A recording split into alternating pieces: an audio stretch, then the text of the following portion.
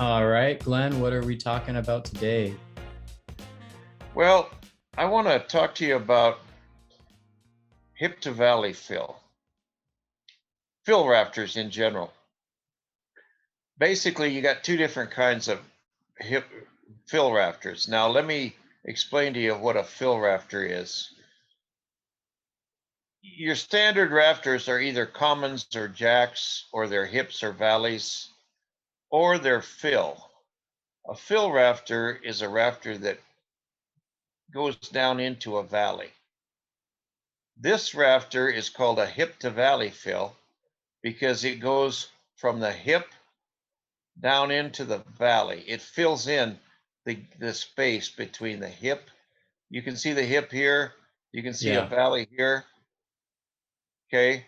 The hip is on the outside corner of the building. The valley's on the inside corner of the building. And this little rafter here is hip to valley fill. Okay. Now, this rafter here is ridge to valley fill because if we zoom out, you can see that it goes up to this ridge. It goes from this ridge down to that valley. Okay. But let me show you a little trick on how to determine hip to valley fill. This rafter has a certain run to it, and we don't know what that run is yet. Okay. But there is a run, and the run is the horizontal distance traveled by that Okay. entity. Okay. Well, what is that distance? Well, because standard hip and valley, we know that they're coming off a 90-degree. This corner of the building is 90 degrees. So whatever distance it goes this way, it's also going this way. As Okay. long as we subtract the half thickness of the hip and the half thickness from the valley from it. You got to realize that this fill rafter is not going all the way from point A to point B. It's going from the edge of the hip to the edge of the valley. Okay. And the hip and the valley are running parallel to each They other, run right? parallel, but that one of them's on the inside corner and the other one's on the outside corner. And if Okay. we want to determine what that hip to valley fill rafter is going to be, first we have to get what the run is of it. And it's easy because what we're going to do is we're going to take this distance here, which, I mean, we can just draw a line from here to here, and then we measure that line, and there it is. Well, my goodness, that's 2 foot. That little offset is 2 foot, right? Uh, 24 inches. Okay. So now that we know that distance, what it doesn't matter what that distance is, whatever it is, we would have, we would use that distance. But because we know that that's 2 feet, 24 inches. Now what we do is we take that 24 inches and we subtract the half thickness of our valley from it, which is going to be 2.47.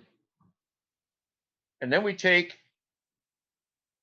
and we subtract the half thickness of our hip from it, which is going to be 2.47. And we come up with 19.06.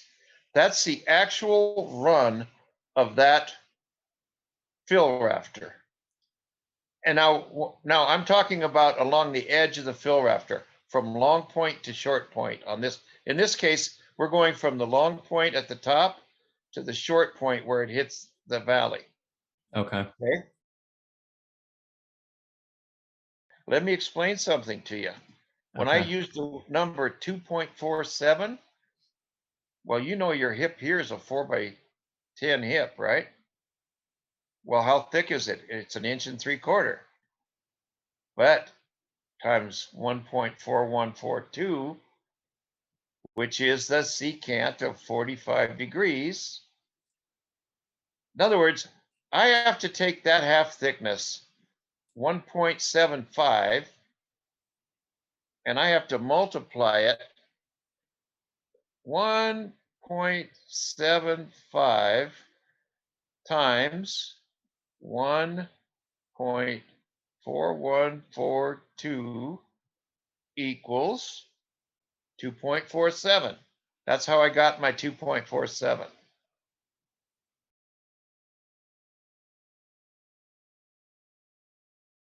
Well, 19.06 that we just determined was the actual run of it. The horizontal distance, well, if we times that by 1.054, bingo. There's the length of that. There's the length of that piece of fill. 20.08924. You can just round it off to 20 and an eighth. You could mark that at 20 and an eighth and cut it just like that. That's how you Okay. determine that piece of fill. Now, you'll notice that the next one up is the same length. All of these are going to be the same length. Every one of these pieces of fill, all the way up until it hits the top, are going to be the same because they're parallel. Because the hip is parallel with the valley, Right. these lengths of these pieces of fill are not going to change all the way up. How do you determine how many are required?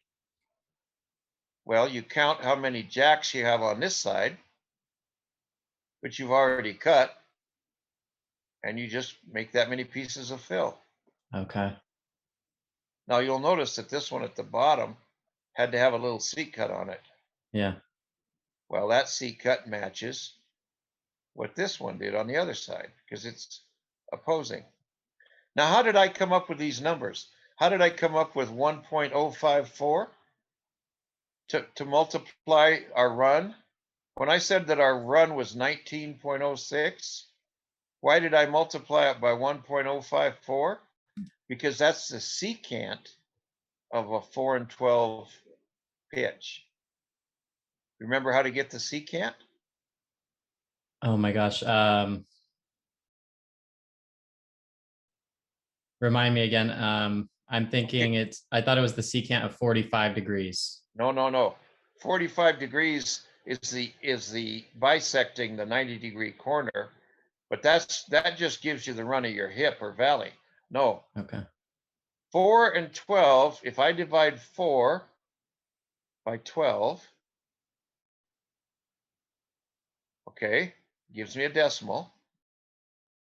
Then I get tangent to the -1 power of that, gives me 18.43 degrees. That's that's the degrees above horizontal that rafter wants to rise. The jack rafter is rising at 18. That fill rafter is rising at 18.43 degrees. Okay.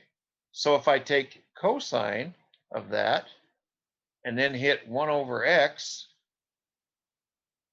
1.054, I told you.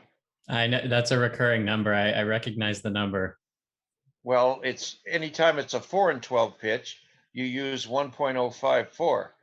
That's only good for a 4 and 12. Any other pitch is its own number. But you just watched me determine what that secant was. See how easy that is? The ones on the other side are ridge to valley fill, and you take your shortest one and you add the common difference. And I should explain that too. Let's talk about common difference. Okay. So then, how much longer is this one? That one? Well, the spacing in this case is 2 foot on center. So you take 24 times 1.054, which is our secant for a 4 and 12 slope. Bingo, 25.296. If I add that number successively, I start with the bottom, I start with the shortest one, and whatever length this one is, I just keep adding 25.296 to that until I've got all my ridge to valley fill. Because every time you cut another one, it gets another 25.296 longer. It's the common difference. You just keep adding it, and then you got all of these. Right. And of course, how many of these do you need? Well, as many as it takes to oppose these other ones. That's it. Okay, there you go. All right. Thanks, Glenn. And if anyone has any questions, please feel free to put them down in the comments below, and Glenn will get back to you and help you out with whatever it may be. Thank you, everybody, for watching.